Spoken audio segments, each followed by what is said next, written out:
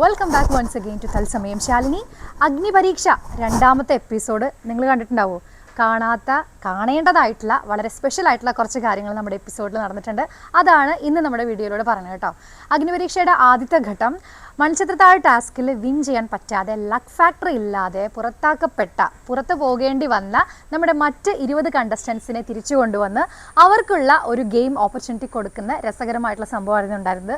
പക്ഷെ പറയണം, ആദ്യത്തെ 20 പേരെ അപേക്ഷിച്ച് നോക്കുമ്പോൾ ഭയങ്കര സ്മാർട്ടായിട്ടുള്ള, അല്ലെങ്കിൽ എന്തിനും തയ്യാറായിട്ട് ഈ കിട്ടിയ ചാൻസ് ഇനി കളയരുതെന്ന് കുറിക്ക് കൊള്ളുന്ന പോലെ ഉറപ്പിച്ചുകൊണ്ടുള്ള വർത്താനും പറച്ചിലൊക്കെ ആയിട്ട് വന്ന കണ്ടസ്റ്റൻസിനെയാണ് നമ്മൾ ഈ എപ്പിസോഡിൽ കണ്ടിട്ടുണ്ടായിരുന്നത്.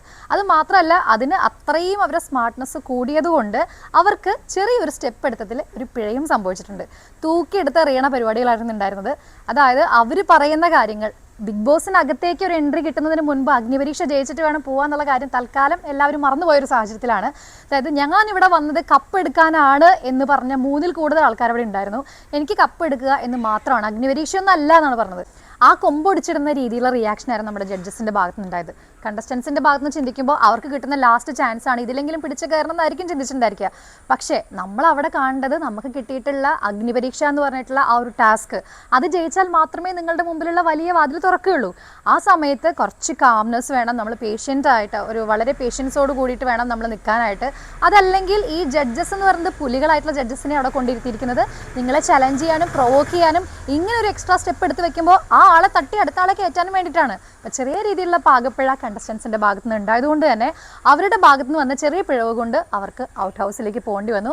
അതുമാത്രമല്ല, എന്ത് കാര്യത്തിനും മറ്റുള്ള കണ്ടസ്റ്റൻസിനെ ഒപ്പം നിൽക്കവരെ ബ്ലെയിം ചെയ്ത് അങ്ങനെ ചെയ്താൽ മാത്രം നമുക്ക് മുന്നോട്ട് പോകാൻ പറ്റും, അല്ലെങ്കിൽ ഒരു എക്സ്ട്രാ പോയിന്റ് കിട്ടും എന്ന് പറഞ്ഞിട്ടുള്ള ഒരു രീതിയും കൂടി അതവിടെ തെറ്റായിപ്പോയി. കഴിഞ്ഞ ദിവസം ഒരു കണ്ടസ്റ്റൻറ്റിന് കിട്ടിയിട്ടുള്ള ഒരു എക്സ്ട്രാ പോയിന്റ്, അവർക്ക് നമ്മൾ കൊടുത്തിട്ടുള്ള ഒരു അവസരം, അത് എനിക്കും അങ്ങനെ കിട്ടേണ്ടതായിരുന്നു എന്നുള്ളത്. സമയത്തിനനുസരിച്ച് യഥാസമയം പ്രതികരിച്ചാൽ നിങ്ങൾക്കത് കിട്ടുമായിരുന്നു. ഇപ്പം പറഞ്ഞിട്ട് കാര്യമില്ല എന്നുള്ള കാര്യം വീണ്ടും തെളിയിച്ചിരിക്കുകയാണ് അവിടെ.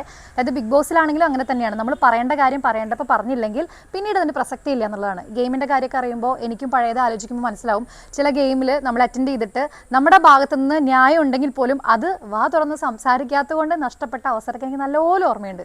അപ്പോൾ അതാണ് കഴിഞ്ഞ ദിവസം ഉണ്ടായത്. പറയേണ്ട സമയത്ത് പറയണം, അല്ലാത്തപ്പോൾ ഓവറായിട്ട് പറയേണ്ട കാര്യമില്ല എന്ന് കരുതി അവരെ മാറ്റി നിർത്തപ്പെടേണ്ട സാഹചര്യം ഉണ്ടായി.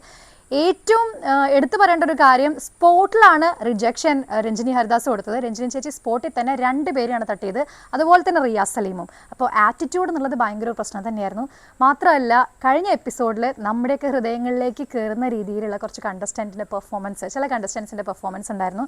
കൊച്ചിയിൽ നിന്നുണ്ടായിരുന്നു, രാകേഷ് എന്നാണ് പേര്. അതുപോലെ എടുത്തു പറയാൻ ടാഷിയുടെ പേര് ഓർമ്മയുണ്ട്. പിന്നെ കഴിഞ്ഞ ദിവസം പൂജയ്ക്ക് അവസരം കിട്ടിയെന്ന് പറഞ്ഞു. കഴിഞ്ഞ ദിവസം ജയിച്ച പൂജ, ഞാൻ തോറ്റ പൂജ. അപ്പോൾ അതിൽ തന്നെ പൂജ 2 പേരും രജിസ്റ്റർ ആയിട്ടുണ്ട്. പക്ഷേ ഈ വരുന്ന ദിവസങ്ങളിലൊക്കെ ഇവരൊക്കെ ഇന്നായിട്ടുണ്ടോ എന്നുള്ളതാണ് നോക്കേണ്ടത്. ഇൻഫിനിറ്റി പെൻഡൻറ്റ് ഈ പ്രാവശ്യവും കുറച്ച് പേർക്ക് കിട്ടിയിട്ടുണ്ട്. ഏറ്റവും രസമായിട്ടുള്ള കാര്യം, ഈ പ്രാവശ്യം പെർഫോം ചെയ്യാൻ വന്നവർക്ക് കുറച്ച് ഓവർ കോൺഫിഡൻസ്, അല്ലെങ്കിൽ അവർക്ക് ഇത് കിട്ടിയേ തീരൂ എന്നുള്ള രീതിയിലൊരു പെർഫോമൻസ് ആയിരുന്നു കാഴ്ചവെച്ചത്. അതിൽ നിന്നുള്ള പാകപ്പിഴകളാണ് അവരെ പലരെയും ഡേഞ്ചറസ് സോണിലേക്ക് എത്തിച്ചത്. കൃത്യമായിട്ടുള്ള ഇടപെടലുകളും നിങ്ങളുടെ സമയോചിതമായിട്ടുള്ള ആ ഒരു ആക്റ്റും മാത്രമല്ല, ആറ്റിറ്റ്യൂഡും പേഴ്സണാലിറ്റിയും കൂടി വിലയിരുത്തുന്ന ഒരു ടാസ്ക് ആയിരുന്നു കഴിഞ്ഞ ദിവസം അഗ്നിപരീക്ഷയിൽ ഉണ്ടായിട്ടുള്ളത്. നമ്മൾ ടാസ്കിൽ സമയത്തിനൊത്ത് ഫെയിലായി എങ്കിലും അവർക്ക് അങ്ങനെ ഗെയിം പൂർത്തീകരിക്കാൻ കഴിഞ്ഞില്ല എങ്കിൽ പോലും അവരുടെ പേഴ്സണാലിറ്റിയും അവരുടെ ഒരു കാംനെസ്സും കാര്യങ്ങളും മറ്റ് കണ്ടസ്റ്റൻറ്റിൻ്റെ കുറച്ചു ആവശ്യമില്ലാത്ത സമയത്തുള്ള അവരുടെ പ്രതികരിക്കാനുള്ള ഒരു വ്യഗ്രതയും കൊണ്ട് കൂടെ നിൽക്കുന്ന, ഗെയിമിൽ അർഹതയുണ്ടായിട്ട് പോലും തോറ്റുപോയി വിഷമിച്ച് നിൽക്കുന്ന കണ്ടസ്റ്റൻറ്റിനെ ഡയറക്റ്റ് ഇൻ ചെയ്യുന്ന ഒരു ആക്ട് കൂടി ഇന്നലെ അഗ്നിപരീക്ഷയിൽ ഉണ്ടായിട്ടുണ്ടായിരുന്നു. അതായത് കണ്ടസ്റ്റൻസിന് നേരിട്ട് അവരുടെ പേഴ്സണാലിറ്റി കൂടി നോക്കി ഇന്ന കണ്ടസ്റ്റൻറ്റിനെ ഇന്നാക്കാൻ യോഗ്യതയുണ്ട് എന്ന് പറയുന്നൊരു അവസരം കൂടി ഉണ്ടായി. അതുപോലെ തന്നെ ഗെയിം കംപ്ലീറ്റ് ചെയ്തു എങ്കിൽ പോലും മൈന്യൂട്ടായിട്ടുള്ള കാര്യങ്ങൾ നോക്കി നിങ്ങൾ ചെറിയൊരു തെറ്റെഴുതൽ ചെയ്തിട്ടുണ്ട്, അതുകൊണ്ട് നിങ്ങൾ ക്വാളിഫൈഡ് അല്ല എന്ന് പറഞ്ഞ് മാറ്റി നിർത്തപ്പെടേണ്ട സാഹചര്യം കൂടി ഉണ്ടായി. ഒരുപാട് പേർക്ക് സന്തോഷം, അതുപോലെ തന്നെ കുറേ പേര് സങ്കടപ്പെട്ട് മാറി നിൽക്കേണ്ടതായിട്ട് ഉണ്ടായിട്ടുണ്ട്. ശരിക്കും എടുത്തു പറയുകയാണെങ്കിൽ അവരുടെ ക്വിക്കായിട്ടുള്ള, അതല്ലെങ്കിൽ ആവശ്യത്തിൽ കവിഞ്ഞിട്ടുള്ള സംസാരം, അവരുടെ പ്രതികരണം, ഇതൊക്കെയായിരുന്നു സംഭവം ഉണ്ടായത്. ചെറിയൊരു കാര്യം എടുത്തു പറയാനുള്ളത് മറ്റൊന്ന് എന്താണെങ്കിൽ, ഒരു ഗെയിം നടന്നുകൊണ്ടിരിക്കുകയാണ്, ഒരു പോള് കൊടുത്തിട്ടുള്ളതാണോ, എല്ലാവരുടെ കയ്യിലും ഒരു വടി കൊടുത്തിട്ടുണ്ടായിരുന്നു. ആ സ്റ്റിക്ക് പാസ് ചെയ്ത് പോകുന്നത് മുൻപത്തെ ബിഗ് ബോസ് സീസണിൽ നമ്മൾ കണ്ടിട്ടുണ്ട്.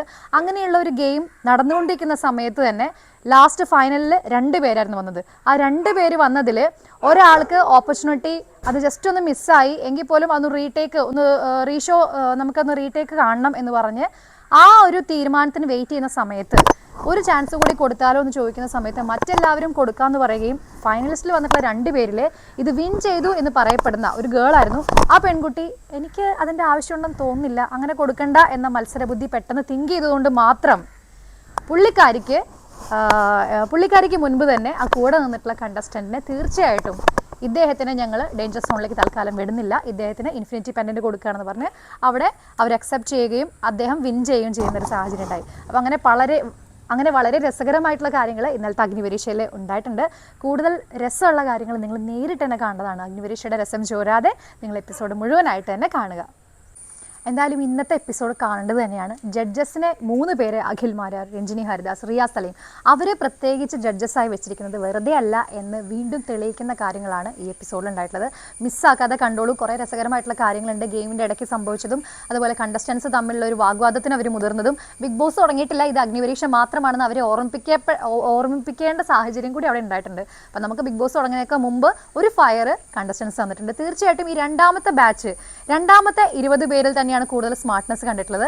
എങ്കിൽ അതിലും പാകപ്പിഴകളും ഉണ്ടായിട്ടുണ്ട്. തീർച്ചയായിട്ടും നിങ്ങൾ മുഴുവൻ എപ്പിസോഡ് കണ്ടിട്ട് നിങ്ങളുടെ വിലയേറിയ നിർദ്ദേശങ്ങളും അഭിപ്രായങ്ങളൊക്കെ കമൻറ്റ് ചെയ്യുക.